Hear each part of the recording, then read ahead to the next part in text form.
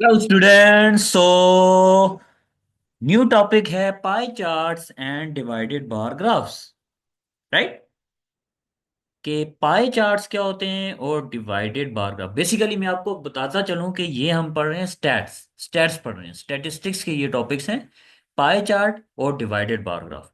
सो दोनों चीजें मैं आपको बताने जा रहा हूँ। पहले पाई चार्ट पढ़ेंगे फिर डिवाइडेड बार ग्राफ। पहले कोई थ्योरी देख लेते हैं। A pie chart called a sector graph. Pie chart को सेक्टर ग्राफ भी कहते हैं। Consist of a circle. Pie chart में या सेक्टर ग्राफ में एक सर्कल लिया जाता है, डिवाइडेड इनटू डिफरेंट सेक्टर्स। और सेक्टर सिंपली मैं आपको कहूँ कि जो सर्कल को अगर काट के डिफरेंट पार्ट में डिवाइड कर रहे हो आप, तो इट मीन्स कि हर एक वो जो पार्ट होगा वो सेक्टर कहलाता है। Part of a circle is called sector. और slice of pie, where the size of each sector indicate the proportion occupied by any given category. Right? A divided bar graph is a rectangle divided into different rectangles or bars where the size of each rectangle indicates the proportion of each category. If a student is asked to describe how much time they spend each evening during different activity, they could be represent their result as either type of graph. यानी कि student से पूछा जाए कि वो कौन कौन सी activities करते हैं इवनिंग के टाइम पे, तो उसका ग्राफ कैसे बनाएंगे, पाई कैसे बनाएंगे, और इसके साथ दूसरा डिवाइडेड बार ग्राफ कैसे बनाएंगे। ठीक है। अब पाई कैसे बनाएंगे, या सेक्टर ग्राफ कैसे बनाएंगे, या पाई चार्ट कैसे बनाएंगे, एक सर्कल बनाएंगे।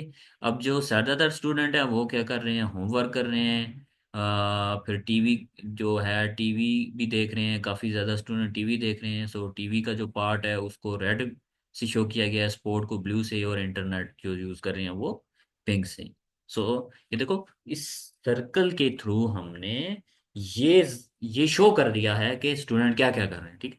इसने हमें हेल्प दे दी। फिर उसके बाद देखो, यहाँ पे ये है bar graph, divided bar graph. अब एक बड़ी बार ले ली, उसको डिफरेंट पार्ट्स में डिवाइड कर लिया। अब यहाँ पे देखो, ये 0%, 20, 40, 60, 80 और 100%। अब देखो, ये ऑलमोस्ट 40 से थोड़ा है, तो लेस देन 40% स्पोर्ट देख रहे हैं।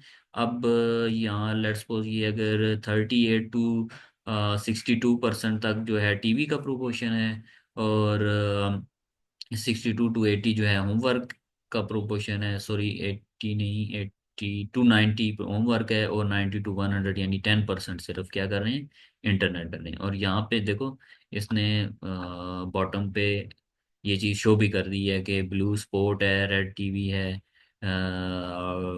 लाइट ग्रीन जो है होमवर्क है, और पिंक जो है वो इंटरनेट। राइट।